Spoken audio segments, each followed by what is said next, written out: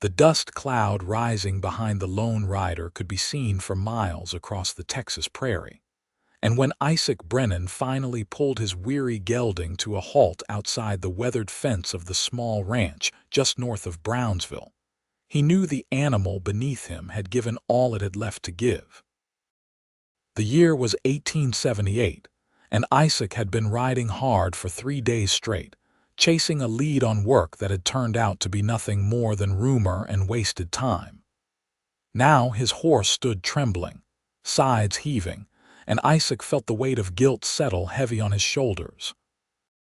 He had pushed the animal too far, and though it shamed him to admit it, he needed a replacement if he was going to make it back to his own spread before winter set in proper. The ranch before him was modest, the kind of place that spoke of hard work and harder times. The main house needed fresh paint, and the barn leaned slightly to the left as if considering whether to stand or fall. But the corral held several fine-looking horses, their coats gleaming in the late afternoon sun, and that was what mattered.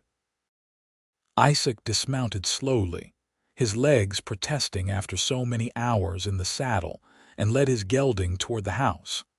A woman emerged from the barn before he reached the porch. She was wiping her hands on a cloth, her simple calico dress covered by a worn leather apron. Her dark hair was pulled back in a practical bun, though several strands had escaped to frame a face that stopped Isaac in his tracks. She was beautiful in an understated way, with clear eyes the color of summer storms and a mouth set in a line that suggested she had learned to expect trouble from strangers. "Help you," she called out, her voice carrying a note of wariness that Isaac understood all too well. A woman alone on a ranch had to be careful. "Yes, madam," Isaac said, removing his hat and holding it against his chest. "Name is Isaac Brennan. I am hoping you might have a horse for sale. Mine is about done in, and I have got a long way yet to travel." The woman approached, her eyes moving from Isaac to his gelding and back again. She had a way of looking at a person that made Isaac feel as though she could see straight through any lie or pretense. "Zara Dalton," she said finally. "And yes, I have horses for sale. What happened to yours?" "Pushed him too hard," Isaac admitted, seeing no point in dishonesty. "Chasing work that did not exist. Poor animal paid the price for my foolishness." Something shifted in Zara's expression, a softening around the eyes that suggested his honesty had earned him something. "At least you are man enough to admit it. Come on, I will show you what I have got. Your gelding can rest in the barn."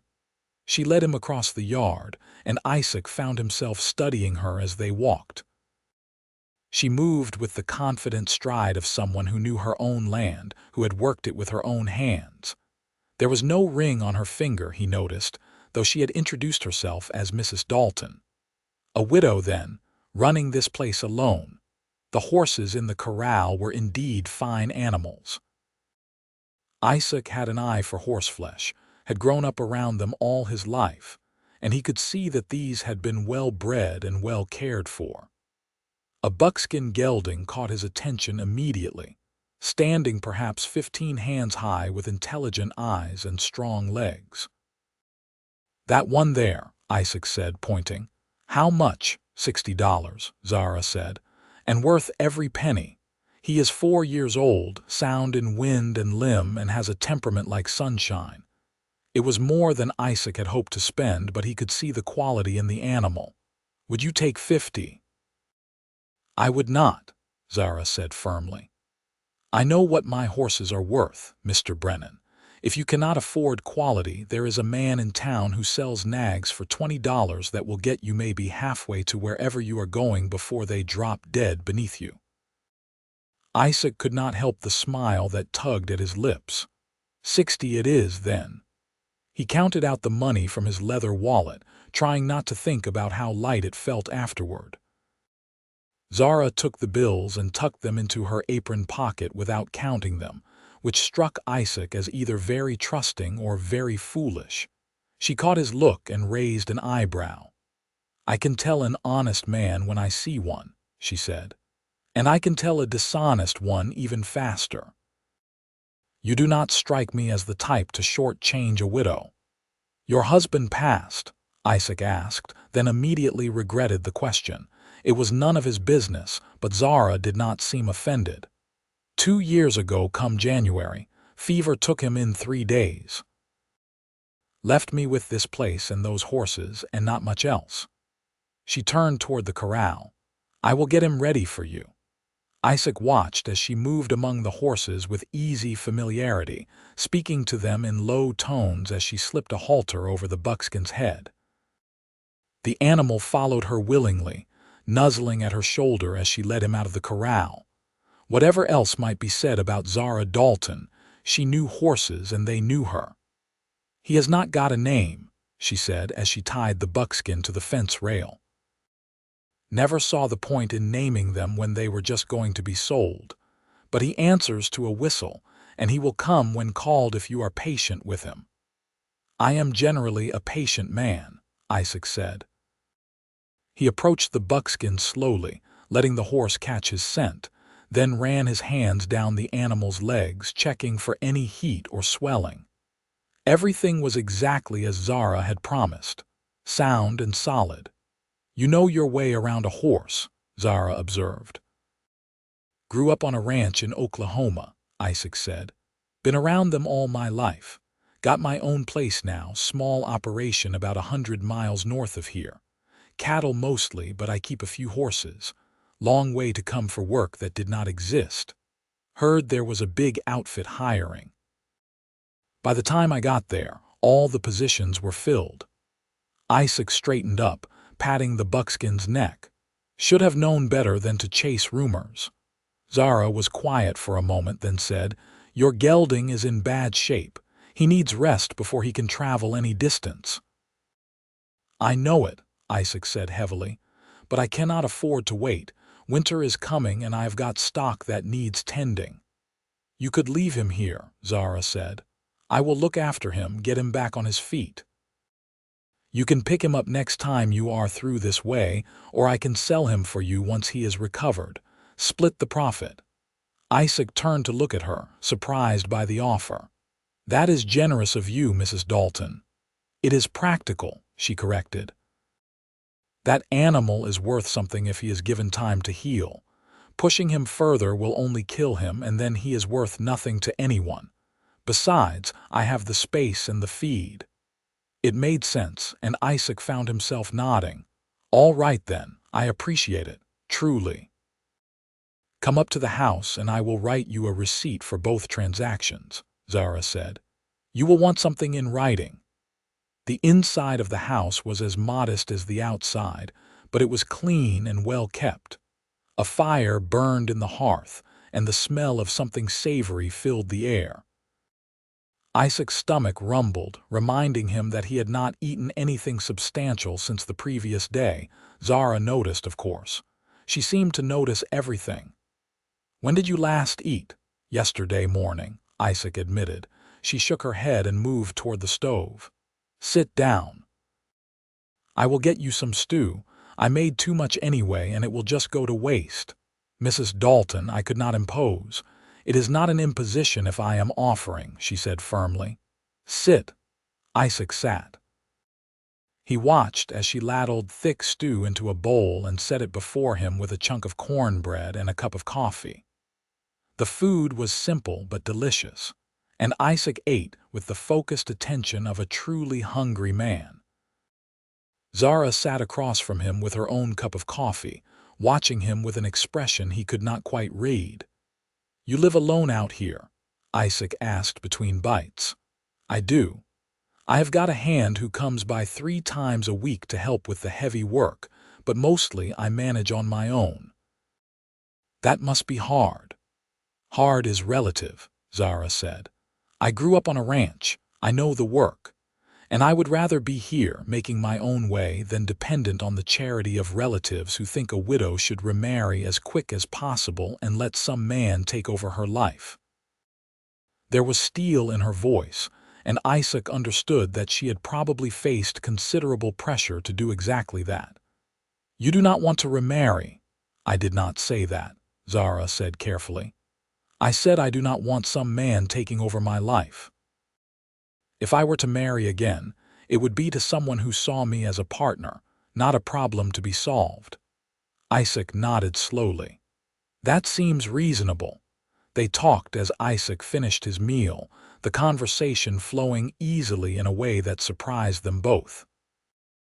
Isaac told her about his ranch, about the years of hard work it had taken to build it into something sustainable. Zara told him about learning to run the ranch after her husband died, about the steep learning curve and the satisfaction of proving wrong all the people who said she would fail. The sun was setting by the time Isaac finally stood to leave. Thank you for the meal, Mrs. Dalton, and for taking in my gelding. You are welcome, Mr. Brennan. She walked him to the door, and in the fading light her face looked softer somehow, less guarded.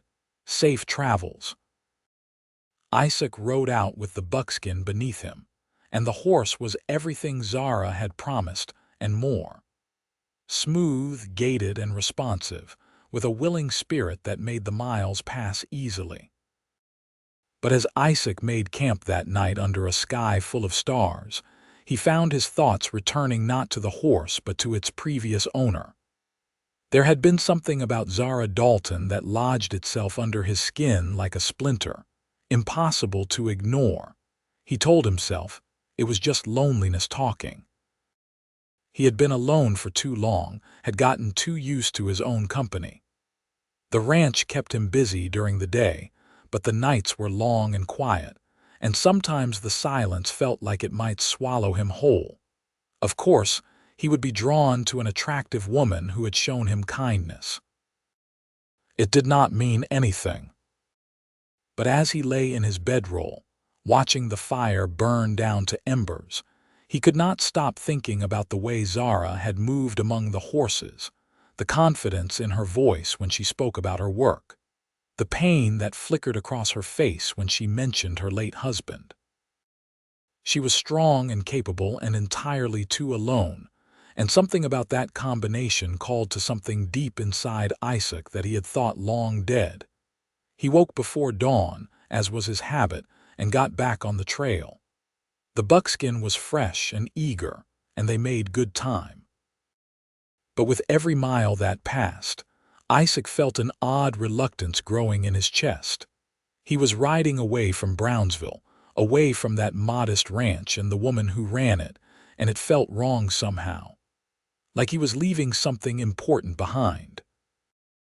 By midday, Isaac had made a decision that probably qualified as the craziest thing he had ever done.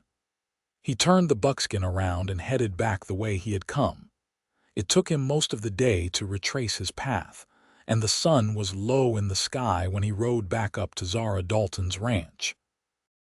He saw her in the corral with the horses, and she looked up in surprise as he approached. The surprise quickly shifted to concern. "Mr. Brennan, is something wrong with the horse?" "No, madam," Isaac said, dismounting. "The horse is perfect." "Then why are you back?" It was a fair question, and Isaac found himself momentarily at a loss for words. How did you tell a woman you had met less than 24 hours ago that you had ridden all day just to see her again? That you could not stop thinking about her? That something about her had reached into your chest and squeezed your heart in a way that nothing had in years? "I realized I left something behind," Isaac said finally. Zara's eyebrows rose. "What did you leave?" "My good sense, probably," Isaac said with a self-deprecating smile. "Mrs. Dalton, I know this is going to sound strange, and you have got every right to tell me to get back on this horse and ride away. But I could not stop thinking about you, about our conversation yesterday, about how you handle this place all alone, and how you talked about what you would want in a husband if you were to marry again." He took a breath, watching her face for any sign of what she might be thinking. She had gone very still, her storm-colored eyes fixed on his face. "I am not a rich man," Isaac continued. "My ranch is small and the work is hard, but I am honest and I am not afraid of a strong woman, In fact, I prefer one. And I know we just met, and I know this is probably the most foolish thing I have ever done, but I had to come back. I had to see if maybe, just maybe, you felt even a fraction of what I am feeling right now." The silence that followed felt like it lasted a year. Zara stood perfectly still, her expression unreadable, and Isaac felt his heart hammering against his ribs. He had laid himself bare, and now all he could do was wait. Finally, Zara spoke. "You rode all day to come back and tell me that." "Yes, madam. You do not even know me." "I know enough," Isaac said. "I know you are strong and capable and kind. I know you value honesty and hard work. I know you could have charged me more for that horse, and I would have paid it. But you asked a fair price because that is the kind of person you are. I know your husband has been dead for 2 years, and you have spent that time proving you could survive on your own. And I know that when you smiled at me yesterday, just for a second when I admitted I had pushed my horse too hard, it did something to my heart that I did not think was possible anymore." Zara's lips parted slightly, and Isaac saw something shift in her expression. The wariness was still there, but underneath it was something else, something that looked almost like hope. "Mr. Brennan," she said slowly. "Isaac, I do not know what to say." "You do not have to say anything right now," Isaac said quickly. "I am not asking you to marry me tomorrow or make any promises. I am just asking if I can stay. For a few days, maybe. Help out around the ranch, get to know you properly, see if this feeling is real or just loneliness playing tricks on both of us. You said you had to get back to your ranch before winter." "I do, but a few days is not going to make that much difference, and if it means I get to spend time with you, it is worth the risk."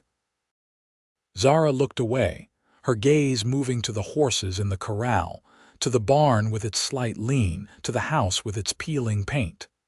When she looked back at Isaac, her eyes were bright with something that might have been tears. "My husband was a good man," she said quietly. "But he was not much for words or big gestures. When he died, I thought that part of my life was over. I made my peace with it, built a life I could be proud of on my own. I did not think I wanted anything else. And now," Isaac asked gently. "Now I am scared," Zara admitted. "Scared that this is real and scared that it is not. Scared that I am making a fool of myself by even considering this." "I am scared too," Isaac said. "Terrified, actually. But I learned a long time ago that the things worth having are usually the things that scare us most." Zara was quiet for another long moment, then she nodded slowly. "You can stay. For a few days. See how it goes." The smile that broke across Isaac's face felt like the sun coming up. "Thank you." "Do not thank me yet," Zara said, but there was a hint of a smile on her own lips now. "I work my hands hard, and I will expect the same from you. If you are going to be here, you are going to earn your keep." "Yes, madam," Isaac said. "I would not have it any other way." He spent that evening settling the buckskin in the barn and helping Zara with the evening chores. They worked together in companionable silence, falling into an easy rhythm that suggested they had been doing this for years rather than hours. Isaac found himself noticing little things about her. The way she hummed softly while she worked. The careful attention she gave to each horse, checking them over for any sign of injury or illness. The strength in her hands as she lifted feed bags that would have given many men pause. They ate dinner together at the small kitchen table. A simple meal of beans and cornbread that tasted like the finest restaurant fare because of the company. The conversation flowed easily again, moving from topics as mundane as the weather to deeper subjects like dreams and regrets, and the strange paths life took when you least expected it. "I always thought I would have children," Zara said at one point, her voice going soft. "A whole houseful of them. But it never happened. And now I am 32 years old and alone, and I try not to think about it too much." "32 is not old," Isaac said. He was 35 himself, and he had long since given up on the idea of a family of his own. But sitting here with Zara, that old dream was stirring back to life. "Old enough," Zara said. "But tell me about you. You ever been married?" "No, madam. Came close once when I was younger. But she decided ranch life was not for her and married a banker in Kansas City. I took it hard at the time, but looking back, I think we saved each other a lot of misery." "You want children?" "I do," Isaac said honestly. "Always have. But I figured that ship had sailed. A man alone on a ranch is not exactly prime husband material for most women." "I imagine you have had offers," Zara said, and there was something in her tone that made Isaac look at her more closely. "A few," he admitted, "but none that felt right. I did not want to marry just for the sake of being married. I wanted a partner. Someone who understood the life and loved it the way I do." Their eyes met across the table, and the air between them seemed to thicken with unspoken possibilities. The next few days fell into a pattern that felt both strange and entirely natural. Isaac rose before dawn and helped Zara with the morning chores, then spent the day working on various projects around the ranch. He repaired the lean in the barn, a job that took the better part of 2 days but left the structure sound and square. He mended fences and replaced rotted posts. He broke a young gelding to saddle, working with the same patience and gentleness he had seen Zara employ with her horses. And through it all, they talked. They talked while they worked, and while they ate, and in the evenings when the day's labor was done, and they sat on the porch watching the sun set. Isaac learned about Zara's childhood on her father's ranch, about the brother who had inherited that place and promptly run it into the ground with drink and gambling. He learned about her marriage to Thomas Dalton, a solid man who had loved her in his quiet way, but who had never quite understood her need to be more than just a wife. Zara learned about Isaac's parents, dead now for 10 years, and about the hard work of building a ranch from almost nothing. She learned about his love of horses and his respect for the land, and the way he saw ranching not just as a way to make a living, but as a way of life that mattered, that meant something. On the 4th day, Isaac rode out to check on a section of fence line that Zara said had been giving her trouble. He found the problem easily enough, several posts undermined by erosion, and set to work fixing them. He was so focused on the task that he did not hear Zara approach until she was almost beside him. "Thought you might want some water," she said, holding out a canteen. Isaac straightened up, wiping sweat from his forehead. "Thank you." He drank deeply, then handed the canteen back. Their fingers brushed in the exchange, and Isaac felt that touch like a spark of electricity. Zara felt it too. He could see it in the way her breath caught, in the sudden color that rose to her cheeks. "Isaac," she said softly, "what are we doing here?" "I think we are falling in love," Isaac said. He had not planned to say it, but once the words were out, he knew they were true. Zara's eyes widened. "That is fast." "Maybe, or maybe when you know, you know." He reached out slowly, giving her time to pull away if she wanted, and cupped her cheek in his hand. "I am in love with you, Zara Dalton. I think I started falling the moment you told me your horses were worth $60 and would not budge a penny." Zara laughed, a surprised sound that was half sob. "That is a strange moment to fall in love." "Not really. It told me everything I needed to know about you. That you are strong and you know your worth and you will not settle for less than you deserve." "And what do I deserve?" Zara whispered. "Everything," Isaac said. "You deserve everything, and I want to be the man who gives it to you." He leaned in slowly, and Zara met him halfway. Their first kiss was soft and sweet, a gentle exploration that quickly deepened into something more. Isaac felt her hands come up to grip his shoulders, felt her lean into him, and his arms came around her waist, pulling her close.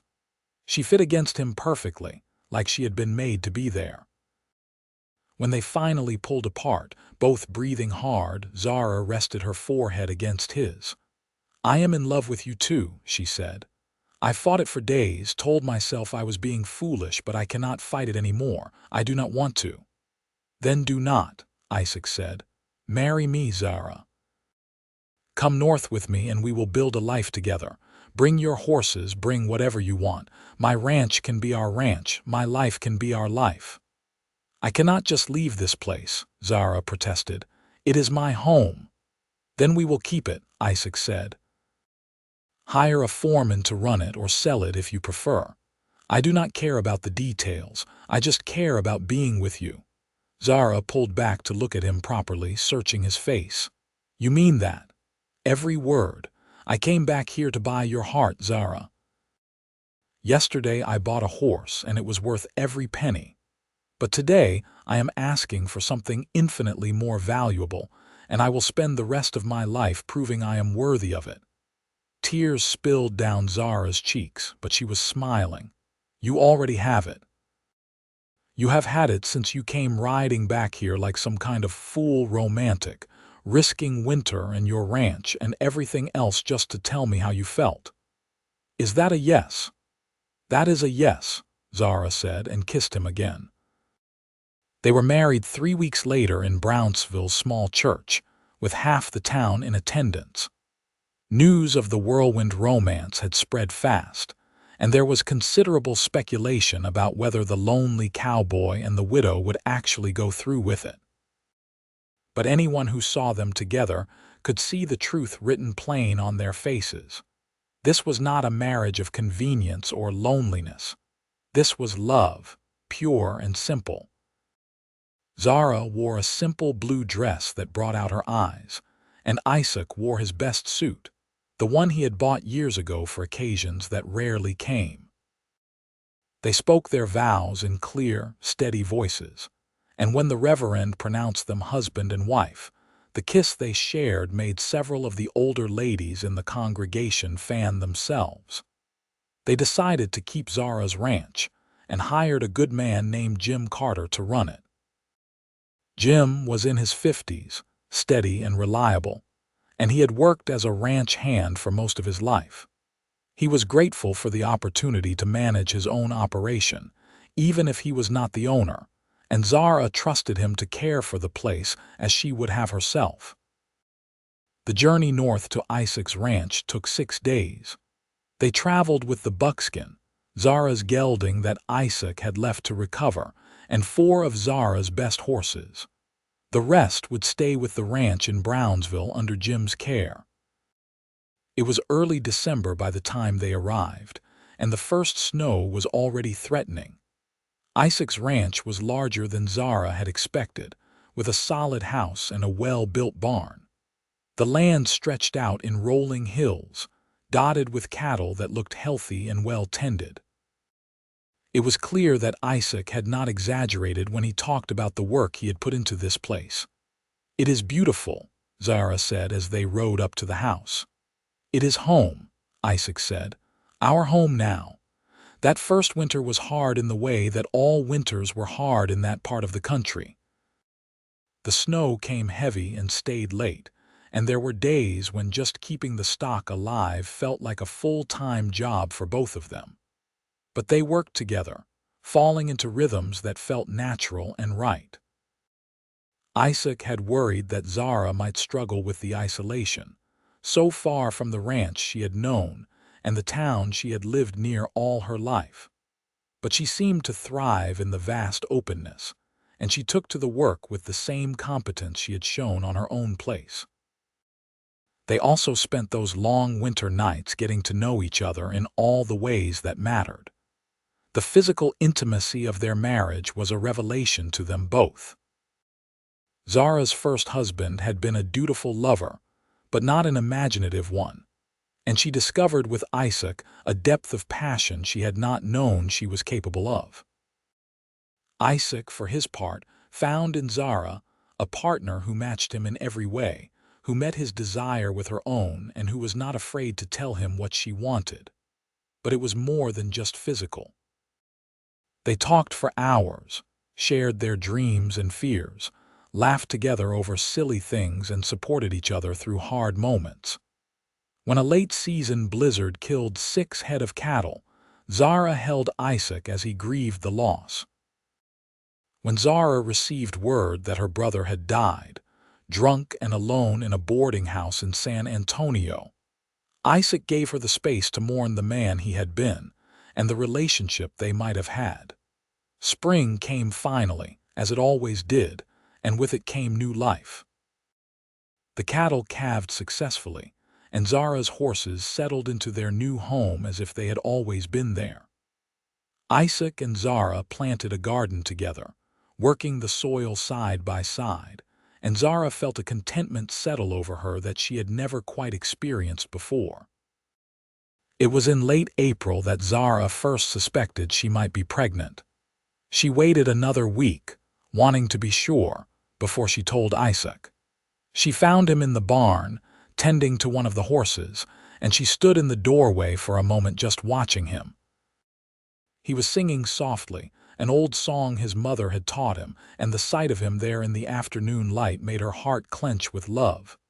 "Isaac," she said, and he turned with a smile that still made her breath catch. "Hey there, beautiful. I was just thinking about you." "Were you?" "Always am." He came to her, wiping his hands on his pants, and pulled her into his arms. "What is on your mind? You have got that look." "What look?" "The one you get when you are thinking about something important but you are not sure how to say it," Zara laughed. "You know me too well already." "Not possible. What is it?" She took a breath, then said simply, "I think I am pregnant." Isaac went absolutely still. For a moment, Zara worried that she had shocked him, that maybe he was not ready for this after all. But then his face broke into the widest smile she had ever seen, and he let out a whoop of joy that startled the horses. "Pregnant? Truly? I think so. I am almost certain." He picked her up and spun her around, laughing, and Zara found herself laughing too, caught up in his joy. When he set her down, he kept his arms around her, his hands splayed protectively over her still flat stomach. "We are going to have a baby," he said wonderingly. "You and me. A family." "We are," Zara said. "Are you happy?" "Happy does not even begin to cover it," Isaac said. He kissed her then, soft and sweet and full of promise. "I love you so much, Zara. You have given me everything I ever wanted and things I did not even know I needed." "You did the same for me," Zara said. "When you came riding back that day, you gave me a second chance at happiness. At a life that is more than just survival." The pregnancy progressed smoothly. Zara continued working as long as she was able, though Isaac fussed over her constantly and tried to get her to rest more than she wanted. They made preparations for the baby, turning the small room off the main bedroom into a nursery. Isaac built a cradle with his own hands, working on it in the evenings by lamplight, and Zara sewed tiny clothes and blankets. In November, with the first snow falling outside, Zara went into labor. The midwife from the nearest town arrived just in time, having ridden hard through the early winter storm. Isaac paced the main room while Zara labored, wearing a path in the floorboards, until finally the midwife called him in. He entered the bedroom to find Zara exhausted but glowing, and in her arms was a tiny bundle wrapped in one of the blankets she had made. "Come meet your son," she said softly. Isaac approached slowly, almost reverently, and looked down at the small face peeking out of the blanket. The baby had a dusting of dark hair and eyes that would probably turn the same storm gray as his mother's. He was perfect. "A son," Isaac whispered. He sat carefully on the edge of the bed and reached out to touch one tiny hand. The baby's fingers wrapped around his automatically, and Isaac felt something shift fundamentally in his chest. "He is beautiful, Zara." "He looks like you," Zara said. "He looks like us," Isaac corrected. "What should we name him?" They had discussed names for months, unable to agree on anything that felt right. But looking at their son now, Zara knew. Thomas, she said. Thomas Isaac Brennan, after both his father and his grandfather. Isaac's eyes went bright with tears. That is perfect. Thomas Isaac Brennan proved to be a healthy, happy baby who rarely cried and seemed content to observe the world around him with serious gray eyes. Isaac was utterly besotted, spending every free moment with his son. Zara watched the two of them together and felt her heart swell with a happiness she had not known was possible. The years that followed were full and rich. They added to their herd, built new outbuildings, and slowly expanded the ranch into something truly prosperous. Thomas grew into a bright, energetic boy who loved the horses as much as his parents did. When he was 3, Zara gave birth to a daughter they named Sarah, who had her father's dark hair and her mother's fierce independence. 2 years after that came another son, Daniel, who was quiet and thoughtful and seemed to have an almost magical way with animals. The ranch flourished under their combined efforts. Isaac's business sense and Zara's knowledge of horses proved to be an unbeatable combination. They began breeding horses in earnest, combining the bloodlines of Zara's original stock with some of the finest animals they could find. The Brennan Ranch became known throughout Texas and beyond for producing quality horses, and buyers came from as far as Kansas and Colorado to purchase from them. But success did not change the core of who they were or what they had built together. They still rose before dawn to tend the stock.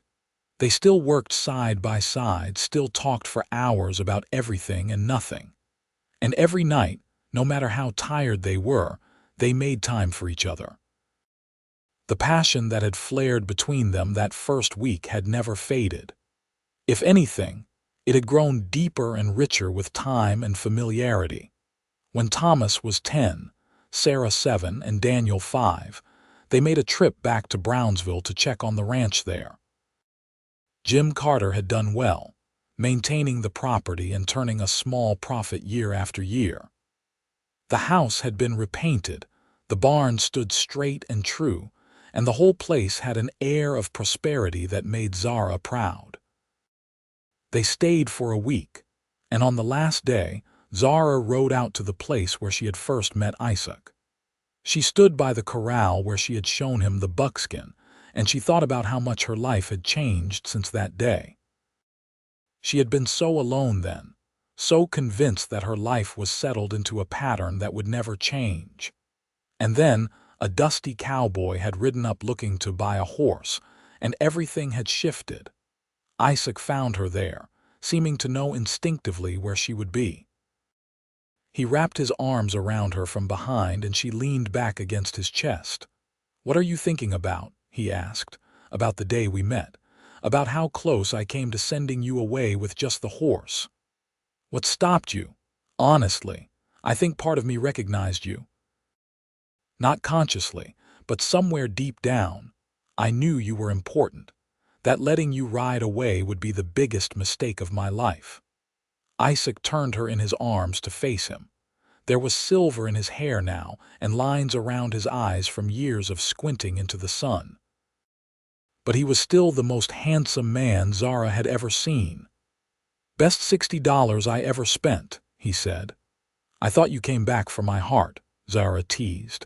"I did, but I got a damn fine horse in the bargain too." She laughed and kissed him, and it was sweet and familiar and still sent sparks through her veins. "Take me home, Isaac, to the ranch here. No, home, to our ranch, to our children, to our life." They left the next morning, the whole family together, and rode north through country that Zara now knew as well as she had once known the land around Brownsville. This was her home now, had been since the day she first saw it. Not because of the land itself, though she loved it, but because it was where Isaac was, where their children were, where they had built something that mattered. The years continued to pass, marked by the changing seasons and the growing of their children. Thomas fell in love with a schoolteacher from town, and married her when he was 22.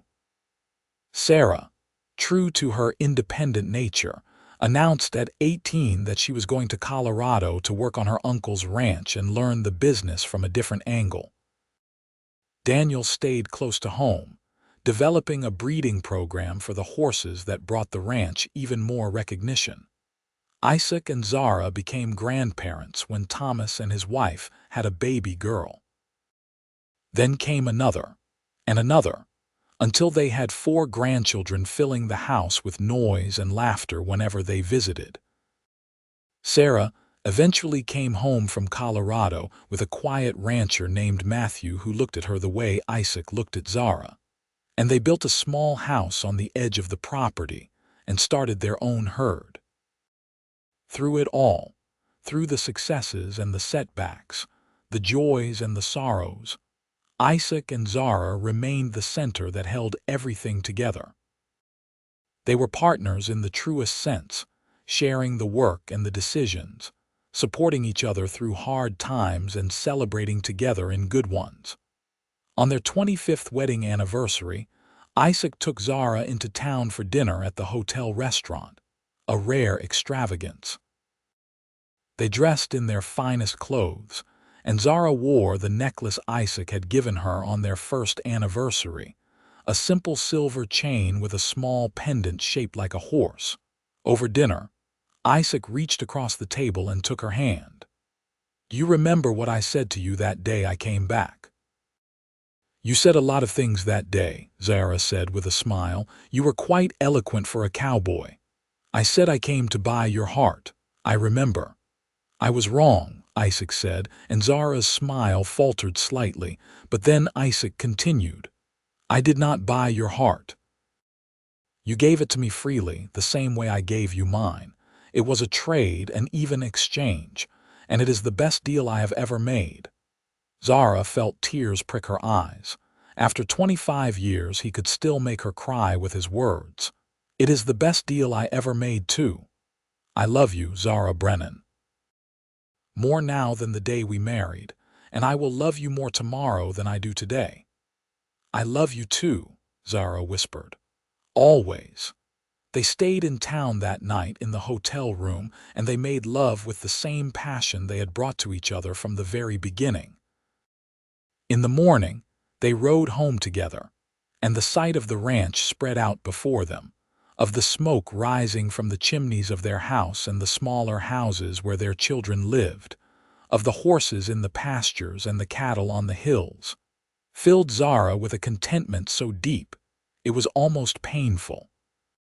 This was what Isaac had given her when he came riding back that day. Not just love, though that would have been enough, but a life. A real, full, rich life with meaning and purpose and joy. A partnership that had created something beautiful and lasting. Isaac caught her looking and raised an eyebrow. "What is it?" "Just thinking how lucky I am." "We are both lucky," Isaac corrected. "Two lonely people who found each other when we needed it most." "Do you think about what might have happened if you had not come back?" Zara asked. "Sometimes," Isaac admitted, "and it terrifies me, the thought of missing this, missing you, missing all of it. But you did come back." "I did, because I knew even then that you were worth it. Worth the risk, worth the fear, worth everything." They rode the rest of the way home in comfortable silence, and when they reached the barn, their children and grandchildren came spilling out to greet them. Daniel wanted to show Isaac a new foal that had been born while they were gone. Sarah needed Zara's advice on a horse that was showing signs of colic.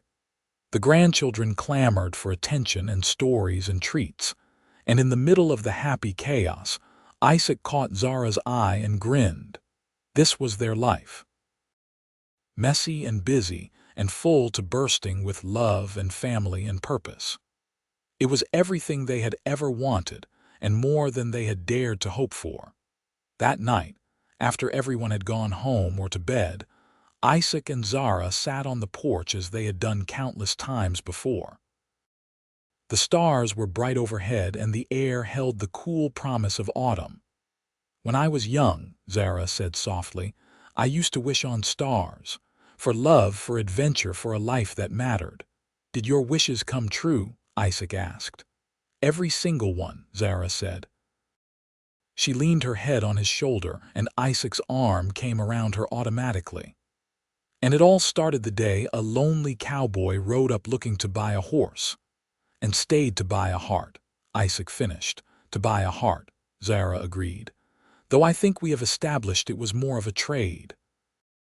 Isaac laughed, and the sound carried out into the night. A trade, then, the best trade ever made. They sat there until the moon rose high and the night grew cold enough to drive them inside. And when they finally went to bed, wrapped in each other's arms, they both slept with the deep contentment of people who had found exactly what they were looking for, even though they had not known they were looking until they found it. The ranch continued to prosper under the guidance of the whole family. Thomas proved to have his father's head for business and expanded their cattle operation. Sarah and her husband developed a reputation for training cutting horses that was unmatched in the region. Daniel's breeding program produced horses that won awards at shows across the country. But for Isaac and Zara, the real success was not measured in money or accolades. It was measured in the laughter of grandchildren playing in the yard, in the sight of their children working together, supporting each other the way Isaac and Zara had always supported them, in the quiet moments at the end of long days when they could look at each other and see their whole lives reflected back. When Isaac was 60 and Zara was 57, they decided to start stepping back from the day-to-day running of the ranch. Their children were more than capable of handling things, and Isaac and Zara wanted time to travel, to visit places they had always talked about but never seen. They went to San Francisco and saw the ocean for the first time. They visited Denver and marveled at the mountains. They traveled to New Orleans and ate food they could not pronounce and danced to music that made their feet move without conscious thought. But they always came home. Because home was not just a place. It was each other. It was the ranch they had built together. It was the family they had created. It was the life they had chosen when Isaac rode back to Brownsville all those years ago and asked for Zara's heart. On their 40th wedding anniversary, the whole family gathered for a celebration. Children and grandchildren, and even a few great-grandchildren filled the house and spilled out into the yard. There was food and music and dancing, and in the middle of it all, Isaac stood and asked for everyone's attention. 40 years ago, he said, his voice still strong despite his age, I rode up to a ranch in Brownsville looking to buy a horse. I met a beautiful widow who knew her worth and would not budge a penny on the price. I bought that horse and rode away, and I should have kept riding. But I could not. Something about that woman got under my skin, and I knew I would regret it for the rest of my life if I did not go back. He looked at Zara, who was sitting nearby with their youngest grandson on her lap. So I went back, and I told her I had come to buy her heart. It was the boldest, stupidest, bravest thing I had ever done, and she said yes. There was laughter and applause, and Isaac waited for it to die down before continuing. Everything you see here, everything we have built, everything we are, it all comes from that decision, from both of our decisions, to take a chance on each other, to build a life together, to love each other through good times and hard times and everything in between. He crossed to where Zara sat and held out his hand. She passed the baby to Sarah and took it, letting Isaac pull her to her feet.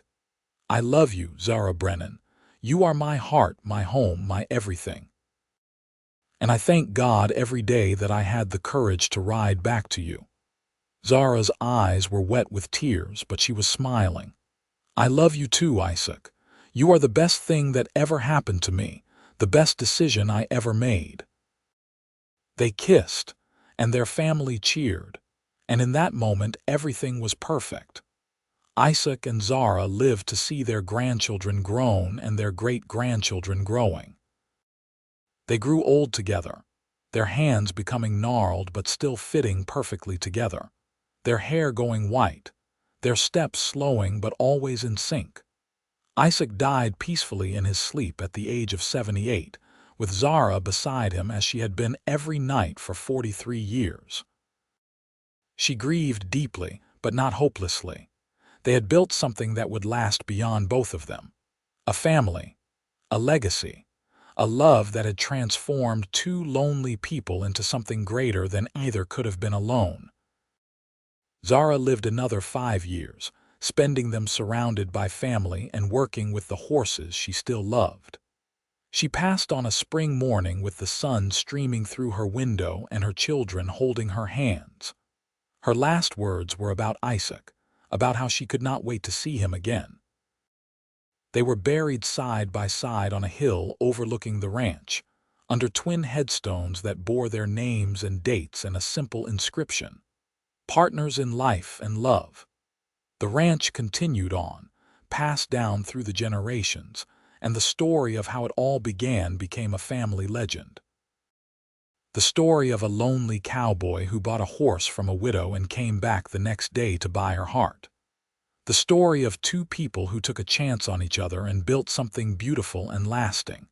And every time the story was told, it ended the same way, with love, with family, with the knowledge that sometimes the best things in life come from the boldest decisions, from being willing to ride back when everything tells you to ride away, from recognizing that some hearts are worth any risk, any journey, any leap of faith.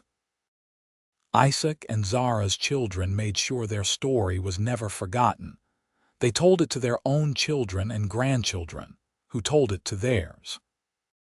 And the ranch that Isaac and Zara built together continued to thrive, a lasting testament to what two people could create when they found each other and refused to let go. The buckskin horse that had started it all lived to be 28 years old, a remarkable age for a horse. When he finally died, they buried him not far from where Isaac and Zara would eventually be laid to rest, because he was part of the story too. The catalyst that brought two lonely souls together and changed both their lives forever. Years later, when the ranch celebrated its 100th anniversary, the family gathered from far and wide.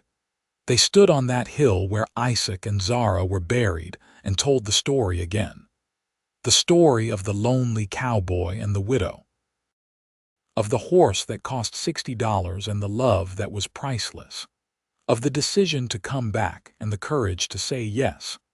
And as the sun set over the land that Isaac and Zara had loved and worked and built together, their legacy lived on, in the horses running in the pastures, in the cattle grazing on the hills, in the children and grandchildren and great-great-grandchildren who carried their blood and their values and their capacity for deep, abiding love.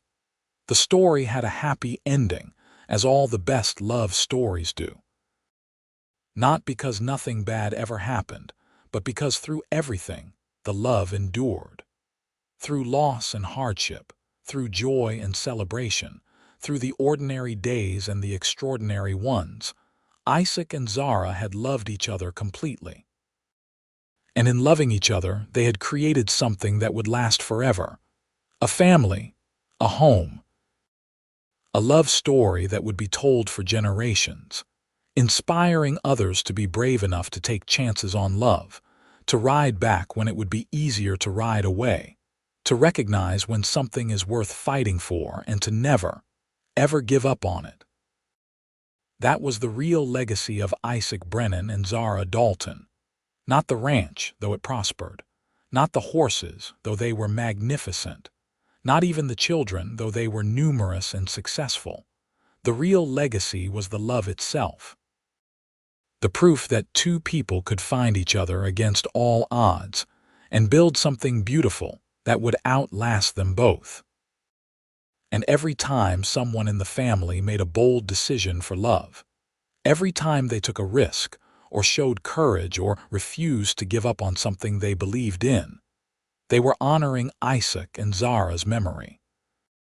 They were continuing the story that had begun on a dusty Texas ranch in 1878, when a lonely cowboy bought a horse from a widow and came back the next day to buy her heart.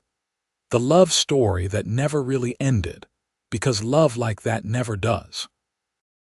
It just grows and changes and spreads, touching more lives with each passing generation, a gift that keeps giving long after those who started it have gone.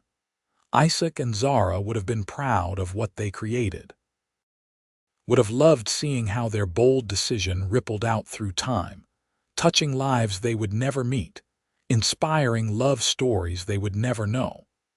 But somehow, standing on that hill where they lay side by side, their spirits watching over the land they loved, they knew. They knew their love had mattered, that their story had meaning, that choosing each other had been the right decision, the only decision, the decision that made everything else possible. And that was the perfect ending to their story. Not an ending at all, really, but a continuation. Love that never died, just transformed. Two hearts that found each other and beat as one, even when those hearts had stopped beating in the physical world. The ranch stood as proof. The family stood as proof. And anyone who heard the story and felt their own heart stir with possibility stood as proof. Isaac and Zara's love lived on, would always live on, a beacon of hope that true love existed and was worth any risk to find. That was their legacy. That was their gift to the world. That was the happy ending they earned and deserved and would have wanted. Not perfect but real. Not easy but worth it. Not simple but beautiful. And every time the wind blew across that ranch, rustling through the grass and stirring the manes of the horses, it carried with it the echo of a promise made long ago. A promise to love and honor and cherish. A promise kept every single day for 43 years and beyond. The promise of Isaac and Zara. The lonely cowboy and the widow. The love that started with a horse and became something eternal.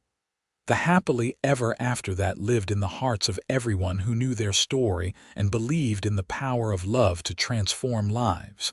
Their story was complete. Their love was complete. Their legacy was assured, and in the end that was all that mattered. Not how the story began, but how it continued, not just in life but forever.